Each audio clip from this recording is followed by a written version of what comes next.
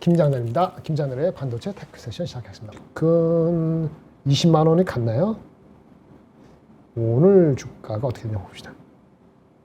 19만 6,900원. 네, 거의 20만 원이네. 외국인이 들어오는지 모르겠는데 외국인은 뭐 아직은 안 들어오는 것 같고, 하이닉스는 아침에 100만 원 갔었구나. 다시 내려왔는데 하이닉스는 그래도 포지티브하게 좀 보고 있고 이런 것 같습니다. 일단 중요한 건 이제 그 GTC 컨퍼런스죠. GTC 컨퍼런스 여러 가지 얘기 나왔는데 그 얘기 하기 전에 거기서 나오기 전에 궁극적으로 그 구락이라는 얘기를 좀 해야 되고, 그 구락의 LPG, SRAM, 그 다음에 삼성전자 여기까지 얘기를 하고, 그 다음에 엔비디아 관심 있는 분 계시잖아요. 엔비디아 관심 있는 사람이 있기 때문에 엔비디아 주가는 왜 이렇게 그렇게 세지가 않았지? 이 얘기 잠깐 해드리고 이렇게 말씀을 드리려고 할게요. 일단 구락이라는 개념 있잖아요. 저 말씀 많이 들었으니까 구락이 뭐라 그랬어요? 구락은 그 추론형에서 필요한 GPU를 특화된 거다. 구락이라는 회사 자체는 엔비디아에서 인수를 한 거고, 거기서 만든 그 프로세스가 LPU다. LPU를 이제 추론 특화를 하면서 메모리를 HBM이나 DDR5가 DDR7 이렇게 쓰는 게 아니고 SRAM이라는 메모리를 이 LPU라는 새로운 GPU 안에 온칩했다. 그렇게 해갖고 프로세서 안에 메모리가 들어가니까 지연이 안 되겠죠. 이걸 노린 거란 말이에요. 그런 게 핵심인데, 오늘은 아무래도 반도체 특심이 한 거니까 디테일 말씀드리면 이렇습니다. 그 SRAM은 아까 말한 것처럼 LPU 바깥쪽에 있는 게 아니고 안에 들어간다고 했잖아요.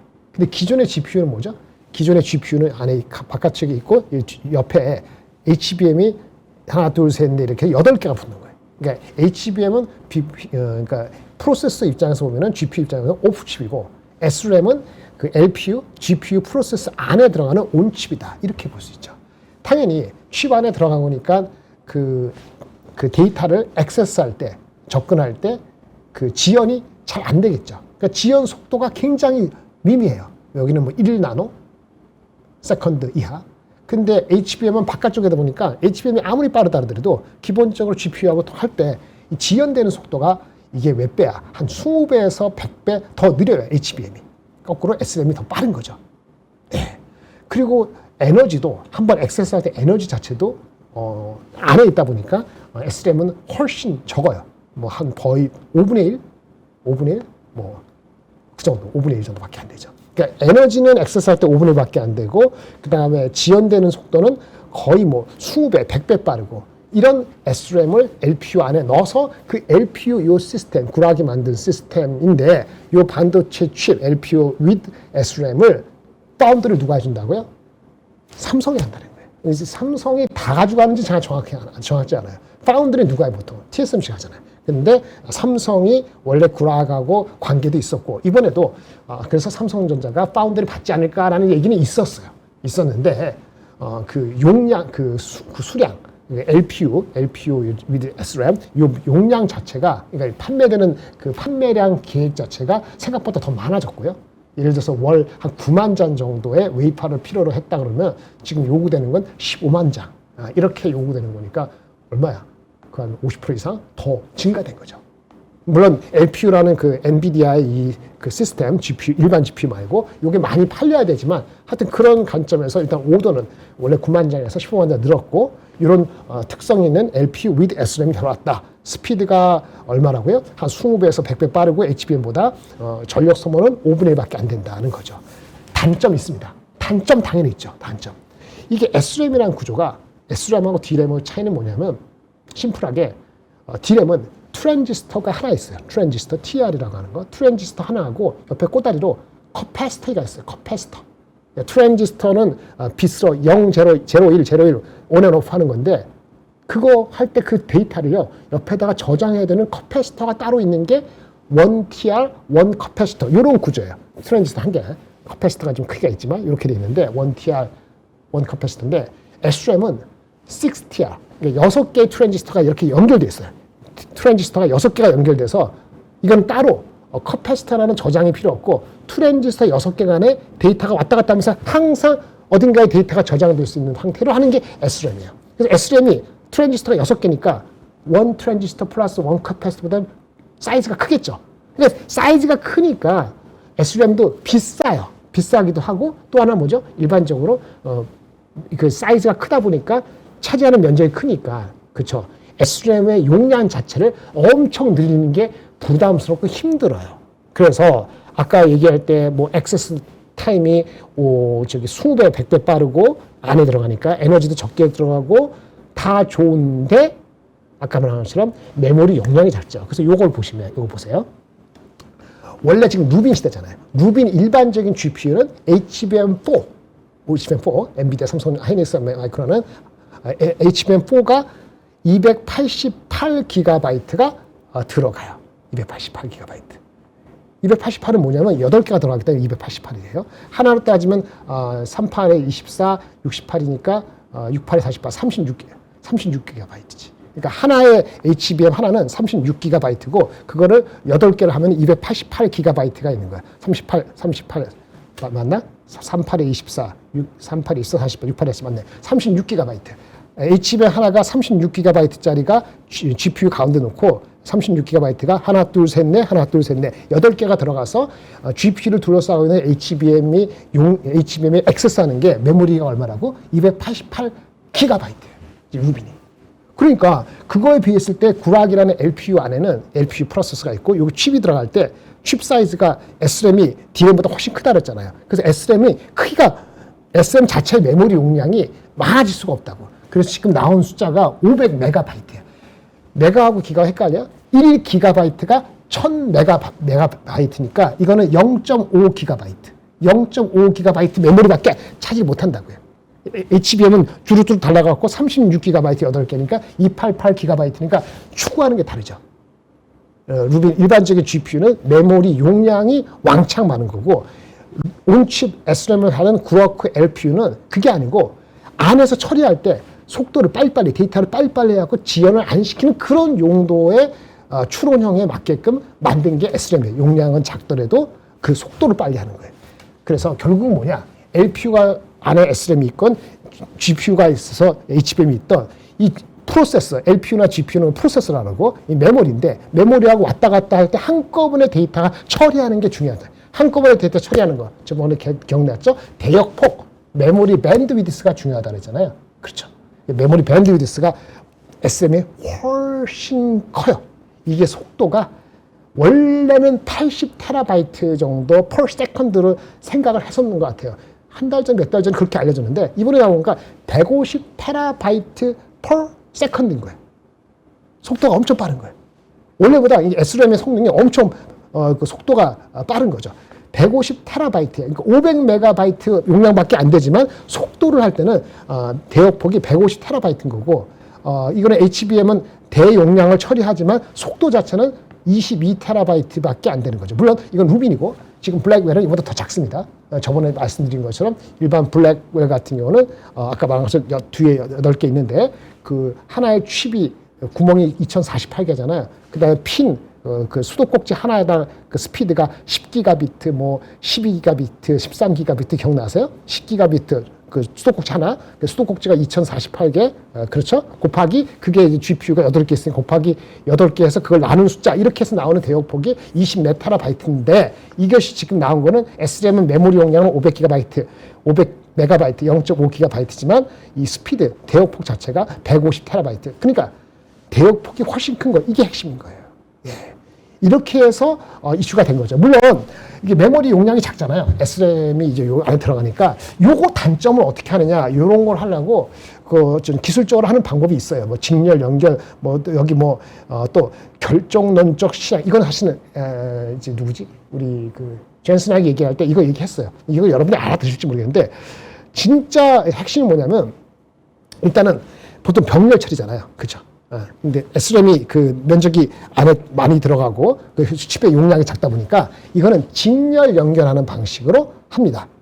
칩을 여러 군데 놓고 칩을 여러 군데 해서 직렬 연결하는 방식으로 하고 모델의 웨이트의 가중치를 좀 분산 조정하고 이렇게 하면서 칩 간의 이동을 좀 컴파일러가 완벽히 수행한다. 못 알아듣겠죠. 이렇게 요것만 알려주세요.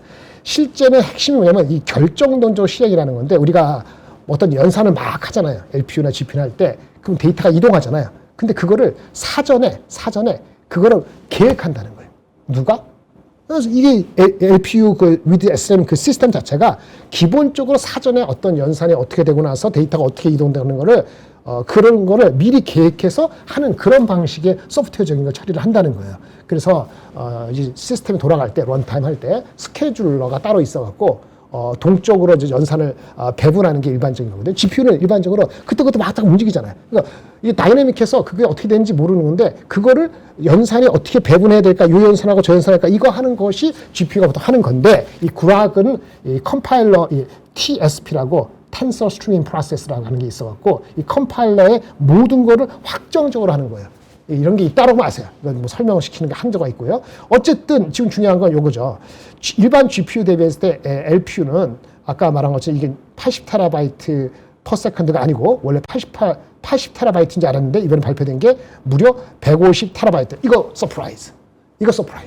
그러니까 속도가 대역폭이 온칩에서 원래 시장에서는 이게 80TB로 봤는데 이게 100 어디 갔지? 150TB.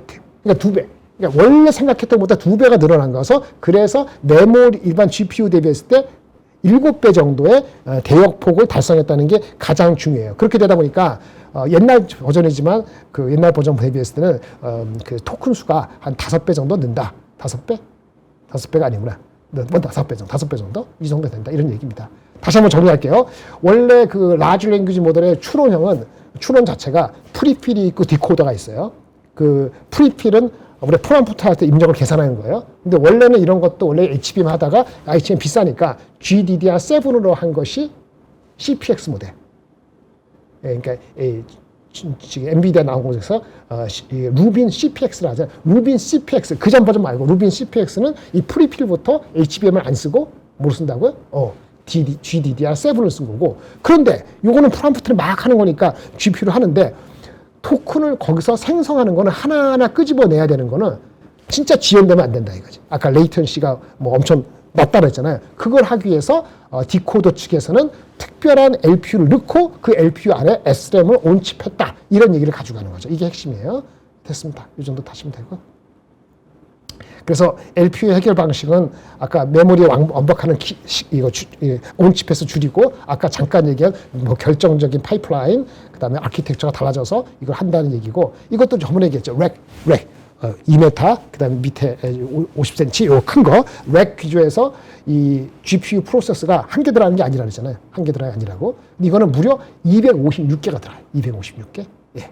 근데 아까 메모리가 500MB잖아요. 500MB 곱하기 256개 하면은 이 렉 서버 하나에 128GB 정도가 들어가고 어쩌고저쩌고 이렇게 한다 이런 얘기예요. 어쨌든 병목을 해소하고 하는 거고 엔비디아의 욕심은 뭐냐면 그렇게 해서 추론용에서 자꾸 엔비디아가 뒤질 수도 있다는 우려가 있었잖아요. 그 누구야? 아니면 뭐 저기 구글, 브로드컴, 그다음에 메타도 포함해서 마이크로소프트 포함해서 자기네가 칩을 만들고 있잖아요. 물론 엔비디아에 의존할 수밖에 없는데 추론용 하면은 자꾸 자기네 커스터머 용도를 자기네가 만들려고 하는 그 욕구가 많고 그게 걱정됐는데 이런 식으로 추론에 가더라도 우리가 헤게모니가 있다는 거를 초저 지연으로써 그다음에 아까 GPU를 분화해갖고 특화한다는 그거를 보여줌으로써 자신감을 보여줬다. 이렇게 해석할 수 있는 여지가 있다는 거죠. 시장 반응은 생각하지보다 세지 않았는데 그거는 약간 다른 것도 있습니다. 요거를 일부 생각하는 건 이렇게 했어요. 이게 200억 달러 주고 4개월 전에 산 거거든요. 엄청나게 주고 산 거예요. 4개월 전에. 그런데 이게 한 5년 전에 6년 전에 엔비디아가 요즘에 광통신하고 뭐 하는데 엔비디아가 GPU가 쿠다 시스템이라고 있잖아요. 이번엔 추론용으로 가면서 LPU로 하지만 중간에 GPU, CPU, 메모리, HBM, 그 다음에 여러 가지 것들을 다 연결시키는 네트워크 기술이 필요하다 그래서 5년 전에 산 게 있는데 그게 멜라녹스라는 회사예요. 멜라녹스. 그거 한바탕 해먹은 거거든요, 엔비디아가. 근데 이번에 9억을 인수해가 잘 되면 이 추론 시장에서도 얘네 위험한테 방어되지 않을까 이런 희망을 보여줬다고 볼 소지는 있습니다. 이렇게 말씀을 드릴 수 있겠고 멜라녹스 많이 들어봤어요? 성호전자? 어제 오늘 많이 빠지는데 PER이 100배 가니까 내년도 성장이 더블이 아니면 이 50배 안 내려가잖아요. 그러니까 좀 내려와야 된다고 보는 건데 성호전자에 갖고 있는 ADS테크라는 자회사 뭐 영업이익이 뭐 400억 이상 난다 올해 어떤 애널리스트 하면 내년 얼마나 할지 성장하겠지만 400억 곱하기 10배 하면은 10배가 아니 그러니까 PER로 아니고 PSR로 PER 헷갈리네. 400억 맞죠? 400억 곱하기 100배 하면은 이 4조고 80배 하면 3조고 그 너무 높다 이렇게 되는 건데 이 성호전자의 자회사 ADS테크가 하는 그 것이 우리 그 광 트랜시버는 거기 레이저 칩이 있고 PCB도 있고 여러 가지 그런 그 연결되는 그 DSP도 있고 다 있단 말이에요. 거기 보드에 있는데 그거들이 그 안에 칩들이 정렬 잘 되게 해주는 정렬 장비가 성호전자의 자회사인 ADS테크인데 ADS테크가 10년 됐나 5년 됐나 그 옛날부터 이 멜라녹스하고 거래되고 왔다고.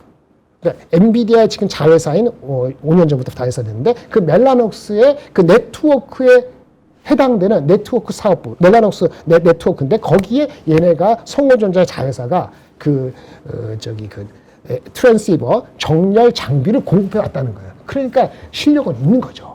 뭐 지금은 멜라녹스 말고 다른 업체들도 많이 들어가고 있는데 그 멜라녹스예요. 그렇게 한번 네트워크를 잡아먹었는데 이번에 구학 가지고 추울 시장에서도 뭔가 기술적 해자를 구축하려는 거 아니냐. 이게 긍정적인 톤이다. 이렇게 말씀을 드리겠습니다. 그렇게 좀 말씀을 드리고 아까 렉 말씀드린 이렇게 보여드릴게요. 요게 렉이에요. 보시죠? 이게 큰 이게 2m 50cm 이건데 렉은 다시 안에 샤시가 있어요. 샤시 안에 보통 4개 정도, 이건 좀 시스템 다른데 4개 정도의 캐니스터라는 게 있어요. 요거 하나하나 캐니스터 안에 블레이드가 날처럼 들어있는 게 있고 뭐 이렇게 돼가지고 여기 맨 안에 들어가면 CPU, GPU, DRAM 이렇게 해서 하나의 AI 시스템, AI 가속기 시스템이라는 게 있는 거고 AI 가속기 시스템이 보통 GPU 한 개에다가 HBM 8개 들어가고 CPU 있고 일반 DRAM 들어가고 네트워크 칩 있고 보통 그런 것들이 시스템 안에 칩이 그렇게 해서 6개가 들어가요. 6개가 들어가는데 이번에 나온 거는 LPU까지 있으니까 칩이 7개가 되는 거지.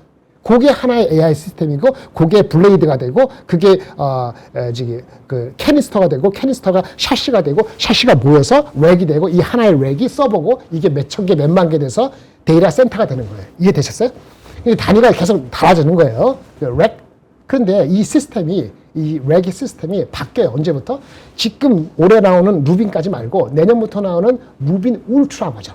루빈 울트라 버전은 이 렉의 스타일이 바뀝니다. 이건 다음에 얘기할게요. 저번에 한번 얘기했는데 카이버 렉이라고. 이전에는 오베론 렉인데 카이버 렉이 바뀌면서 여기 들어가는 밀도가 달라진다 하는데 그건 다음에 얘기할게요. 이 정도 있다라고 말씀을 드릴 수 있겠어요.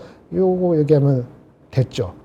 여기 나왔네. 그래서 이번에 발표된 거는 잠깐 말씀드리면 아까 요거 구락 얘기했고, 메라 루빈 향거고 구락 얘기했고, 카이버, 아까 그런 것도 보여줬다는 얘기고, 근데 여기 144개더라고요. 원래부터 더 많을 줄 알았는데, 내년부터 나온다는 거. 뭐, 다른 얘기도 했어요. 스페이스 모듈, 그 다음에 네오클로, 에이전트, AI 에이전트 할 때 플랫폼을, 원래 오픈소스 AI 중에서 오스트리아 사람이 난리 난 거, 1월 초에 나온 거 있어요. 1월 중순에 오픈클로라고 있거든. 거기에 특화된 엔터프라이즈 레퍼런스 스택. 얘네들이 갖고 있는 네모 클로를 발표했다. 이런 것도 있었고, 뭐 다른 것도 있었어요. 뭐 이렇게 있었다. 이 정도 말씀을 드리면 되겠어요. 구락은 잘 나왔어요. 일단 표면적으로는. 그 다음에 용량 자체가 구락 용량 잘 볼까요? 아까 말씀에 초조요. 이렇게 됐잖아요. 별도의 칩을 외부는 DDR인데 프리필이고 내부는 이렇게 말씀드렸는데 이게 삼성전자한테 의미가 있는 게 이거 파운드를 받을 거라 예상했는데 AI 칩 생산을 이게 오늘 아니고 어저께 미리 발표된 것 같아요. 웨이포 칩 기준을 월 9,000장에서 원래 기준에서 15,000장에서 늘리기로 했다. 삼성전자의 파운드리 4나노 공장을 갖고 간다. 이런 얘기가 어저께부터 나왔었죠. 요거 포지티브 하던 거고. 그럼 LPU가 얼마나 팔릴까? LPU. 엔비디아가 보통 1년에 파는 개수가 GPU 개수, 매출 2천억 달러, 3천억 달러 이런 거 얘기하는 거 말고 개수가 이게 정확한 거진 이 수준 나한테 확실치 않은데 이게 한 1,000만 대 정도 될까 말까 그러는 것 같아요. 1,000만 개 안 되는 것 같아요. 여러 가지 GPU 다. GPU 다. 여러 가지 GPU가 있잖아요. 뭐, 블랙엘도 있고, 울트라, 루빈도 있고, 다른 것도 있고, 마실 텐데, 800만 개, 1,000만 개 넘어가고, 내후년부터는 확 올라간다는 이런 기대감이죠. 1,000만 대 시대인데, 이 중에서 LPU는 얼마나 될까, 이렇게 생각하는데, 중국, 대만 쪽에 그 기사가 어저께 나온 게 보니까, 엔비디아가 9억 투자하는 LPU 출하 전망을 크게 상향시켰다. 원래 계획보다. 그래서 올해, 내년도, 주로 내년도에 많이 들어가겠습니다만, 한 500만 대까지도 팔 수 있지 않을까? 500만 대 규제면 올해 내년도 엔비디아가 합하면 2천만 대, 3천만 대 파는 거잖아요. GPU가. 2천만 대, 3천만 대, 500만 대면은 한 20%, 10몇 프로, 10몇 프로에서 20%, 얼추 20% 해당되는 물량이 그로크가 개발하고 그로크가 개발한 LPU, 삼성전자가 이제 그 파운드를 해주는 그 LPU 숫자가 한 20% 된다는 거니까 물론 이게 HBM은 아니지만 단가가 있으니까 수량은 모르겠지만 원래 계획이 9만 장 정도를 가지고 생각했는데 15,000 정도를 해야지 이거를 미트시키는 거냐. 그러니까 이 숫자 4,500만 대는 딴 소스에서 나온 다른 대만의 어떤 거기서 얘기한 PCB 업체에서 나온 LPU 4,500만 대 할 수 있어. 한 2년 걸쳐서 이런 얘기고 이거는 일반적으로 알려드는 한 1,000만 개에서 2,000만 대 정도 엔비디아가 전체 GPU를 팔 수 있어. 10%, 20%. 4,500만 개 많이 늘렸대. 그래서 아마도 엊그저께 나온 9,000장 정도가 아니고 15,000 요청한 거 아니냐.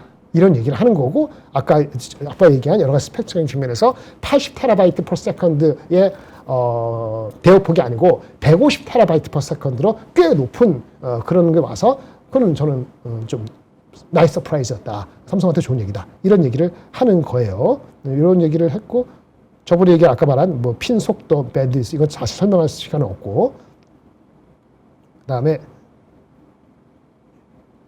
요 얘기를 할게요. 그 광이 난리 났잖아요. 광이 다시 말씀드리는데 광이 난리 난 거는 원래 광통신 네트워크 서버 간에 하는 거는 그것만 가지고 계속 난리 칠 수는 없어요. 그런데 아까 렉 서버 얘기했잖아요. 렉과 렉 서버와 서버 간의 네트워크는 광으로 하겠다는 계획이 원래부터 있었고 그렇게 해왔고 주식시장을 그렇게 갖긴 했는데 그거 말고 렉 서버 안에 그 GPU나 NPU 엔비디아 엄청난 그 HBM이나 DRAM이나 SRAM 다 들어있잖아요. 칩들이. 그 서버 내부에 있는 그거 간에 연결시키는 걸 NV 링크라는데 이거는 광통신 외부 간의 네트워크 다음 버전에 다음에 접근한다고 하는 거였어요. 그렇죠. 근데 이거는 이해관계가 많거든. 이 칩과 칩 간에 그거는 자기만의 네트워크 갖고 천천히 광으로 가는 것보다는 그냥 기존의 구리 가지고도 충분히 이펙티브하고 변화 안 시키고 하려는 그런 욕구가 있어요. 누가 있을까요? 네트워크 잘하는 회사들. 브로드컴. 그래서 얼마 전에 그 광 쪽이 약간 조정받았던 게 브로드컴이 나는 당분간 어느 날짜를 정한 건 아니지만 내부적인 NV 링크에 해당되는 그런 내부적인 그 렉에서의 그거는 구리로 당분간 간다. 이런 식으로 얘기를 했다고 하고 어저께 나온 엔비디아는 그건 아닌데 당분간 이게 공용하겠다. 그러니까 광으로 다 가는 게 아니고 28년, 29년까지도 광통신하고 구리하고 병행하겠다. 이 뒤에 거 말고 앞에 거 얘기 서버 내부에 있는 거 이런 얘기를 하면서 약간 중립적인 얘기를 했다라는 것이 이번에 엔비디아 그 GTC에서 얘기 나오는 얘기 하나예요.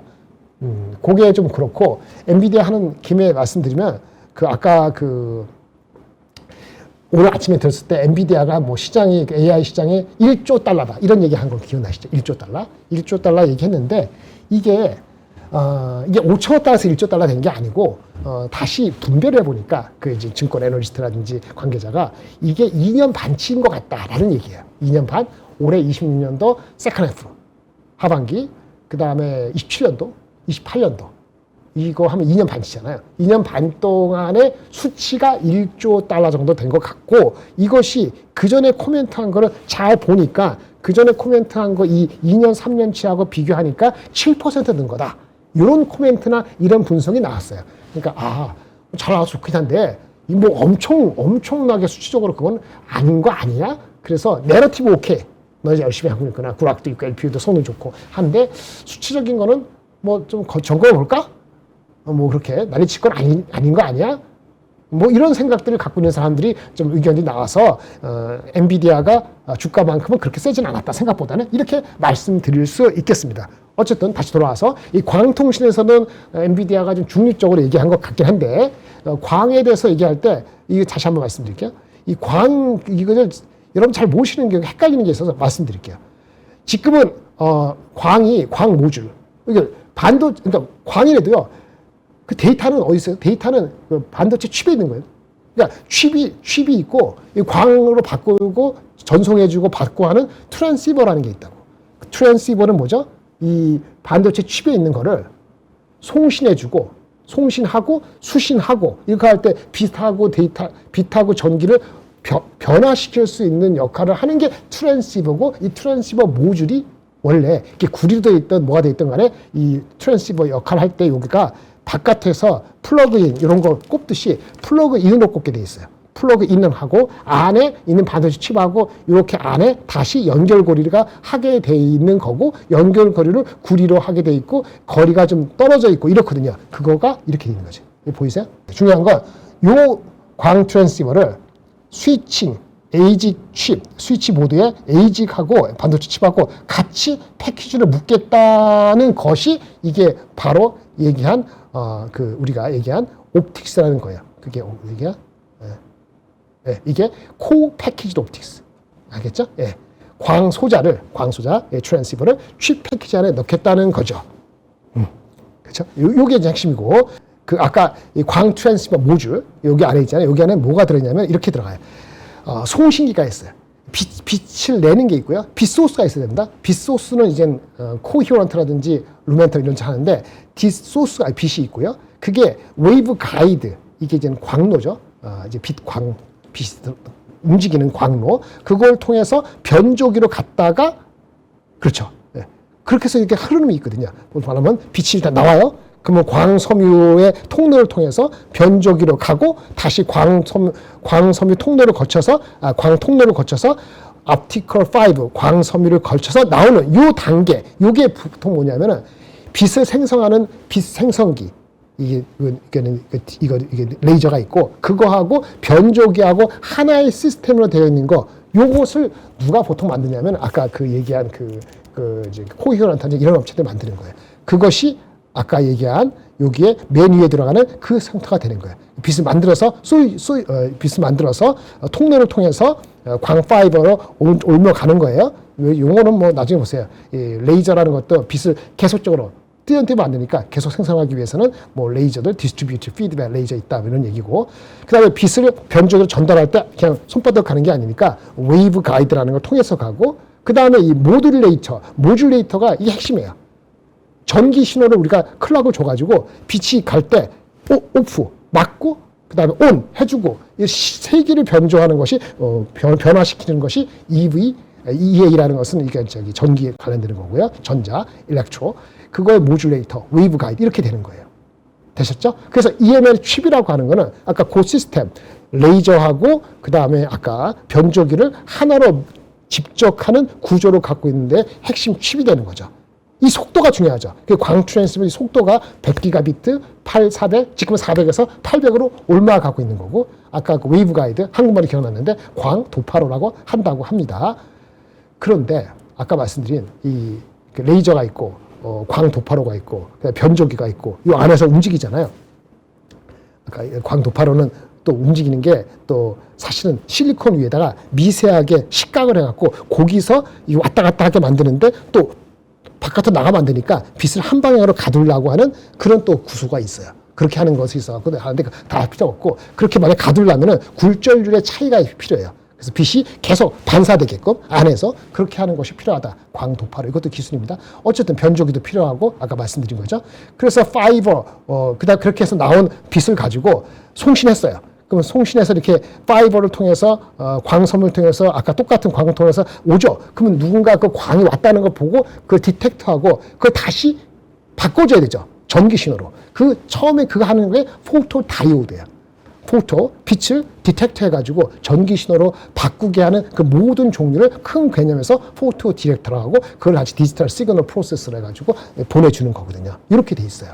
여러 가지 있는데, 그럼 그 속도가 중요하다. 여기서 중요한 건 속도가 중요하고, 그래서 나오는 것이 여러 가지 나오는 건데, 여기서 아까 지금 광을 만들고 변조하고, 웨이브 가이드를 통해서 가서 포토하고 이렇게 하는데, 거기에 그 소재가 실리콘이 아니에요. 실리콘이 아니거든요. 근데 그거를 실리콘으로 하자는 거예요. 실리콘으로 하면은 장점이 많거든요. 이 광회로 같은 걸 할 때 실리콘 칩에서도 그걸 만들 수 있게 하자. 실리콘이 아닌 거예요. 근데 실리콘으로 하면 좋은 거죠. 실리콘으로 다 바꾸는데 유일하게 못 바꾸는 게 하나 있는데, 그게 레이저예요. 레이저는 CMOS가 실리콘의 기본 베이스인데 이걸 못 만들어요. 그러니까 레이저는 어쨌든 간에 병목이 되기 때문에 그 레이저 핵심되는 회사들이 굉장히 밸류를 높게 받는 거예요. 그래서 PER이 70배, 80배도 받고 이렇게 되는 거고요. 밑에 있는 것들은 그래도 이제 대체가 잘 좀 어느 정도 될 수 있어서 실리콘을 하자. 그럼 실리콘을 바꾸자. 그래서 그거를 실리콘 포토닉스 시대가 온다. 이렇게 얘기하는 거예요. 그러니까 실리콘 포토닉스하고 CPU하고는 다른 거죠. 지금 같은 시대에 나온 거지만 이렇게 이해하시면 되겠습니다.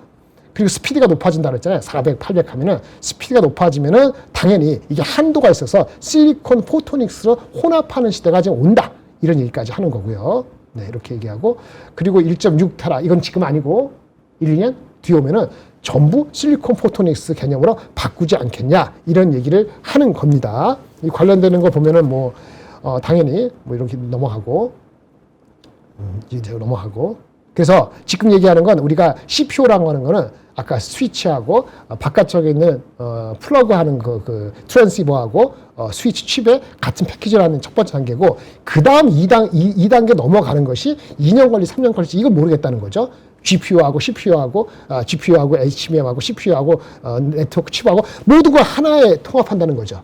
지금 루빈까지는 어려울 것 같고 그 다음 단계 하는데 요거 가는 거 있어갖고 브로드컴이나 엔비디아가 좀 아주 내키하지 않는다 이런 얘기를 하는 거예요. 이런 얘기. 그래서 아까 몇 년호가 될지 요거에 대한 구조, GPU하고 다 합치는 거. 그러면 GPU, HBM, 뭐 스위치 칩 이게 다른 게 다 아까 그 레이저하고 변조기 이게 다 하나가 되는 거죠. 이게 쉬울까요? 근데 그렇게 가겠다는 거죠. 그러면 엄청나게 효율이 높아지고 그다음에 그쵸 전력도 줄고 스피드는 엄청 빨라지겠죠. 더 소화되겠지. 이런 얘기입니다. 뭐 이런 얘기 여기는 뭐 설명하기가 애매한데 요 정도 하고 나머지 부분은 제가 다음에 해드릴 거고요. 오늘 또 하나 말씀드릴 거는 시간이 없으니 이거는 내일 모레 하고 여기 말할 얘기가 많은데 여기 그 ISC하고 리노공업하고 TSE하고 헷갈려 하시는 분이 계신데 기본적으로 이겁니다. 여기 보면 여기 잘 보이세요? 웨이퍼 자체, 웨이퍼를 쪼개면 칩이 되는데 웨이퍼 자체 테스트하려면 프로브 카드라는 게 필요해요. 그러니까 프로브 카드가 있고요. 테스트에서.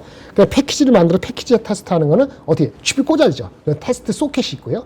그 다음에 그 테스터하고 테스터를 테스트하려면 보드들이 연결돼야 되거든요. 인터페이스 보드라는 게 있어요. TSE는 뭐 하는 회사냐? 주로 프로브 카드, 웨이퍼 테스트하고 인터페이스 보드를 하는 회사예요. 그 다음에 ISC는 테스트 소켓. 리노공업도 테스트 소켓을 하지만 핀을 만들어요. 검침하는 거. 그런 것들을 중심으로 한다는 거예요. 그래서 리노공업, 다시 얘기하면 리노공업이 가장 초정밀하기 때문에 마진이 높아요. 그래서 50% 되고, 그래서 항상 밸류가 높아요. 30배 가면 싼 거예요. 40배, 50배 갈 수 있는 거고, 지금 40배 넘어가고 있는 거죠.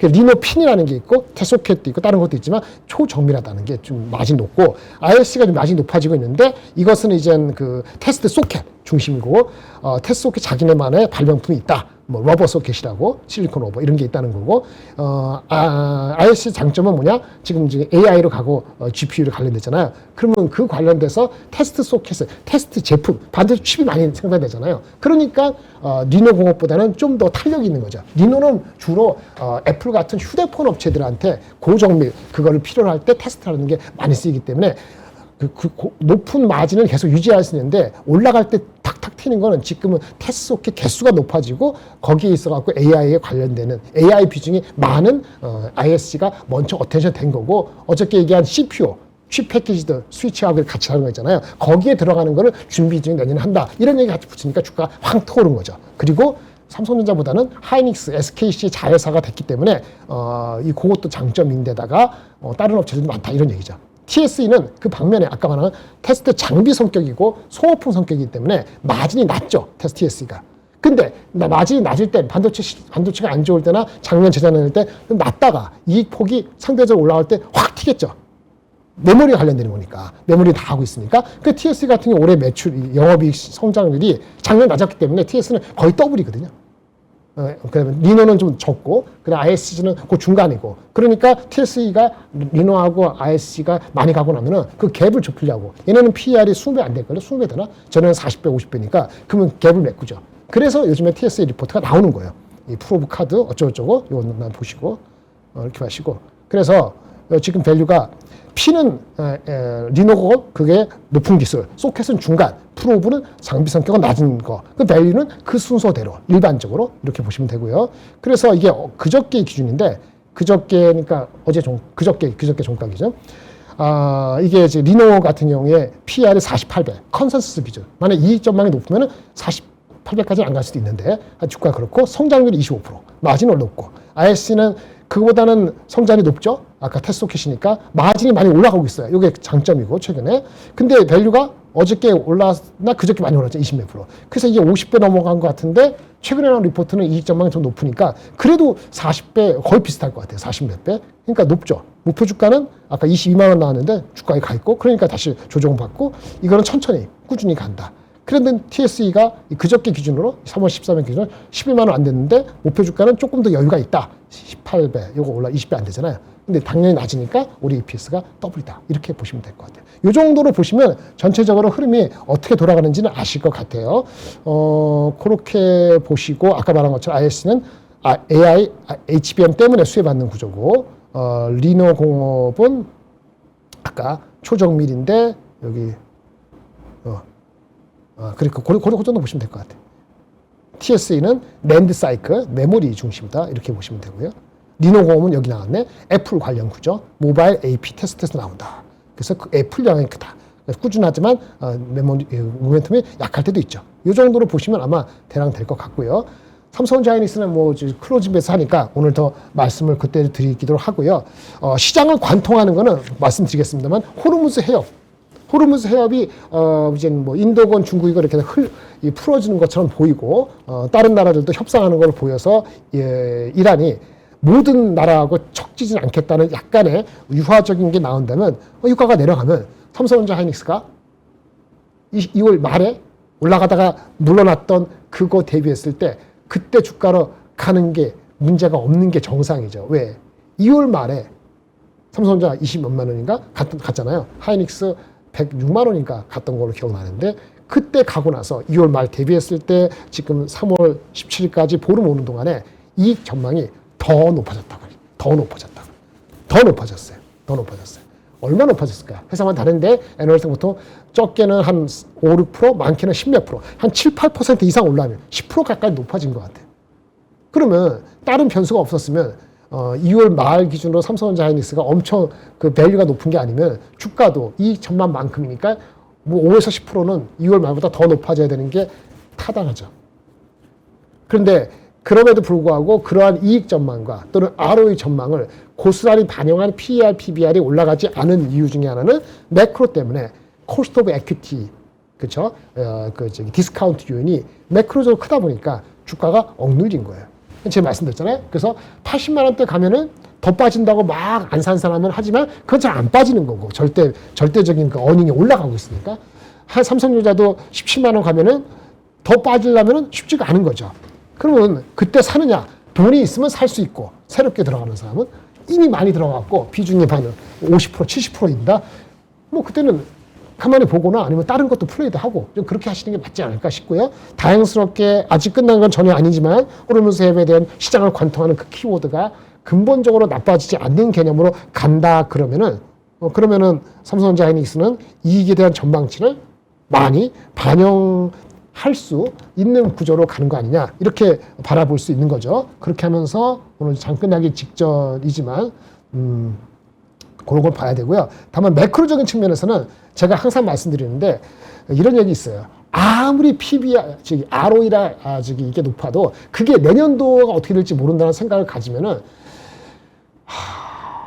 근데 타방송에서 얘기하는데, 삼성전자 하이닉스 이게 슈퍼 사이클이냐 물어봅니다. 이거 말씀드릴게요. 슈퍼 사이클 맞아요. 디램 마진이요 80% 넘어갔고요. 그 삼성이나 하이닉스 얘기 안 할 텐데 일부 디램 마진은요 100%입니다. 마진이. 그 HBM 마진이 50% 60%가 눈에 안 보여요. 낸드가 한 40% 50% 맞아요. 슈퍼 사이클이라는 거는 보통은요, 제가 그 얘기를 안 했나 하는데 어저께 말씀드린 것 같아. 그 ICMS라고 해가지고, 그쵸? 낸드가 이제 GPU 옆에 갖다 붙이는 거, 엔비디아 추구하는 거, 이런 것은 메모리 수요가 낸드 같은 경우에 한 8% 9% 늘어나는 거로 예측된다고 이게 1월 말 2월 달 얘기했는데, 그게 이제는 다 사람들 얘기예요. 보통 반도체 쇼티지는 한 5% 미만입니다. 왜 그러냐면은 그 이상 쇼티지가 나면은 누군가 양산을 하고, 누군가 양산을 안 하면 어떻게 되는지 아세요? 수요가 죽어요. 수요가 죽는다니까? 그걸 인정해야 돼요. 누군가 죽어서 수요가 나중에 붐메랑으로 돌아와요. 그게 5% 가지고 왔다 갔다 해요. 그래서 옛날에 사이클이 높을 때는 그 5% 갖고 한번 5% 정도가 쇼티지다 그러면은, 근데 그걸 바로 못 메꿔요. 왜 그러냐 아세요? 반도체 만들 때 시간이 걸리잖아요. 그게 9개월, 12개월 걸린다고 했잖아요.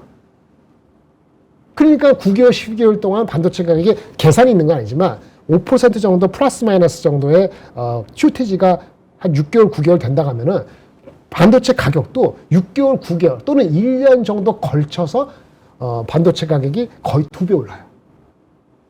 그런데 이번에 슈퍼사이클하고 제가 인정하는 건 뭐냐면, 낸드 기준으로 보면은 아까 그런 새로운 ICMS로 드라이브된 수요가 한 7% 정도가 8% 9%가 더 붙는다는 게 올해 1월 8일 날 CES에서 엔비디아 젠슨왕이 얘기하면서 그게 알려지면 샌디스크가 20몇 % 올라간단 말이에요. 그래서 쇼티지가 지금 7% 8% 쇼티지거든요. 그러니까 이것이 너무 활짝 놀라니까 가격이 DRAM도 비슷한데 DDR5 같은 경우도 KV 캐시라는 게 워낙 크게 돼서 메모리가 3배 늘어나니까 주가가 이렇게 올라가는데, 메모리 용량이 이렇게 올라가면 이렇게. 그래서 과거에는 한 9개월, 12개월 걸린 반도체 가격 상승률이 짧게는 4, 5개월, 한 6개월 정도에 2배가 올라간 적이 없거든요. 그러니까 이 각도, 반도체 가격 각도가 너무 가파른 거예요. 그런 의미의 슈퍼사이클. 단점은 뭐냐? 아까 말한 것처럼 9개월, 12개월 사이에 이거를 서플라이가 늘어나는 방법은 없어요. 이게 장점이지. 그러니까 올릴 때까지 올려서 가격 올리고 2분기에 또 30% 올리고 3분기에도 한 15% 올리고 논한 거잖아요. 근데 왜 그럼 주가가 그렇게 폭발적으로 안 가냐?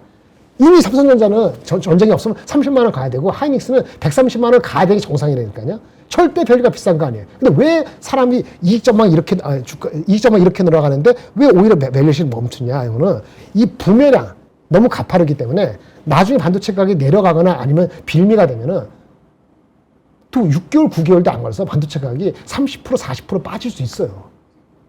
근데 아까 말한 것처럼 올해 말까지는 또는 4, 4분기까지 내년 초까지는 아닐 거라는 확률이 거의 90%. 그러니까 이거를 신경 쓰면 안 되는데 매크로 이슈가 생기고 그 다음에 누군가 자빠져 죽어. PC 업체, 휴대폰 업체가 뭐 가격을 높이는데 누가 죽고 그러면 삼성하고 엔비디아만, 삼성하고 애플만 좋고 이거 우리 생각인 거고 맞는데 그 부메랑에서 수요가 나중에 두는 효과가 갑자기 27년 연말 28년에 나타날 수도 있다는 거는 김장들이 혼자 얘기하는 게 아니고 외국계 투자자 포함해서 여러분들이 다 젊은 사람은 계신 게 아니잖아요. 몇십조 하는 사람들이 그 과거 퍼셉션 여러분들이 깨시면 돼. 그것 때문에 주가를 그렇게 못 준다고. 시클리컬 하다 보고 밸류에이션 내 절대 레벨이 아니고 자기의 포트에서 일정 부분 넘어가면은 잘 안 들어와. 그게 확인될 때까지. 그 제가 말씀드린 건 그 확인되는 가장 첫 번째가 이번에 1분기 실적이라는 거예요. 1분기 실적이 삼성전자가 지금 40조, 45조, 하이닉스가 35조, 40조 나오는데 이거의 상단 이상이 나오면서 매크로에서 호르무즈인가 무슨가가 진짜 4월 초중반에 해결돼서 나오면 외국인이 계속 팔았잖아요. 안 사는 애들이. 이 딱 보니까 이게 뭐지? 이렇게 달려들면은 그때 숏스키즈는 아니더라도 그런 비스무리하게 나오면은 나중에 갈 수도 있지요. 그게 한 면이고요. 또 한 면에는 아까 말한 매크로가 계속 헷갈리고 누군가 자빠져 죽어서 우리 반도체 쓰는 업체들이 죽어 자빠져 한다면은 아까 뭐라 그랬어요? 아까 뭐 LPU, GPU, SRAM 이렇게 얘기했잖아요. 이런 것들이 다른 휴대폰이나 PC에서는 반도체를 적게 쓰거나 다른 부메랑이 나타날 소지가 우리가 모르거나 숨어져 있거나 그게 나올 수도 있다는 거를 시간이 가면 갈수록 느껴질 수 있다. 그래서 외국인이 들어오는 것도 4월달, 지금이 아니면 4월달부터 실적이 가장 피크인 게 아마 9월까지 2분기, 3분기까지라거든요. 엄청 많은 실적이 확인되는 이때까지 외국인이 충분히 들어와가지고 한껏 올려주는 것이 우리의 최대 주가다. 그것이 최대 주가고 내년 내후년도는 거기서 이익이 올라가더라도 멀티플이 또 올라갈지는 모르기 때문에 4월에서 9월까지를 이빨하자는 것이 주장이고 그렇게 되기를 개인적으로 희망합니다. 이상 끝! 감사합니다.